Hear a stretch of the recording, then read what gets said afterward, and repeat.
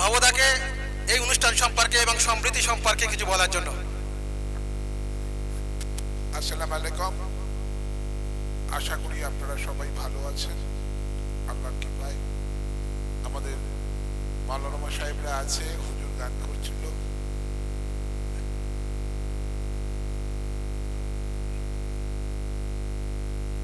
আমাদের মাদ্রাসার সেক্রেটারি সাহেবরা আছে, এখানে সমস্ত যারা বয়স্ক মানুষ আছেন সবাইকে আমার নমস্কার, প্রণাম জানাই, সালাম জানাই।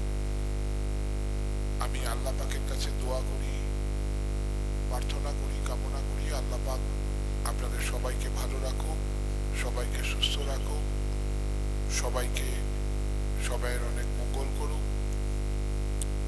দেখুন, আজকে সারা ভারতবর্ষ জুড়ে একটা বাজে বাতাবরণ একটা সত্যি সত্যিই তৈরি হচ্ছে বা করার কেউ কেউ চেষ্টা করছে, কিন্তু আমাদের ভারতের কৃষ্টি সংস্কৃতি এটা নয়, বা বাংলার তো একদমই নয়। আমার বাংলার আমরা বাংলা কেন, সারা ভারতবর্ষেই আমরা উভয় সম্প্রদায়ের মানুষ, হিন্দু মুসলমান উভয় সম্প্রদায়ের মানুষ, আমরা সবাই একসঙ্গে ভ্রাতৃত্বের বন্ধনে আমরা সবাই একসঙ্গে থাকি। আমাদের মাননীয় মুখ্যমন্ত্রী মমতা বন্দ্যোপাধ্যায় একটা অত্যন্ত দামি কথা বলেন। আমি রাজনীতির আঙিনায় কথা বলছি না, যে ধর্ম আমাদের যে যার উৎসব আমাদের সবার। মমতা বন্দ্যোপাধ্যায় এই কথাটা বলেন, এই কথাটার মূল্য অত্যন্ত গুরুত্বপূর্ণ। সেই ঈদ হোক, আমাদের দুর্গা পুজো হোক, সবাই আমরা একসঙ্গে পালন করি ইনশাল্লাহ।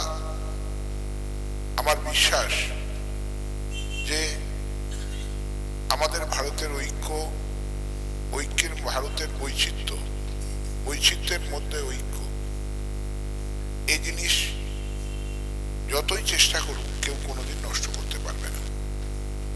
আমি আর বেশি কিছু বলবো না। আজকে ধর্মীয় জলসায় আপনারা আমাকে আমন্ত্রণ করেছেন, আমি অত্যন্ত খুশি হয়েছি এবং আমি অত্যন্ত ভাগ্যবান যে আপনারা আমাকে এরকম একটা মঞ্চে এনে আপনাদের সামনে কিছু বলার সুযোগ করে দিয়েছেন। আমাদের এখানে সমস্ত ধর্মীয় মানুষরা রয়েছেন, তাদেরকে আমি ফের আর একবার সালাম জানাই, আমার নমস্কার প্রণাম জানাই।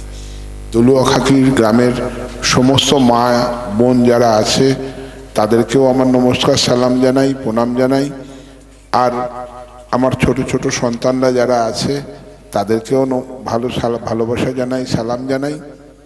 আমি ফের আর একবার আল্লাহ পাকের কাছে দোয়া করি যে আল্লাহ পাক আমাদের সবাইকে ভালো রাখুক, আপনাদের অনেক মঙ্গল করুক। নমস্কার, ধন্যবাদ।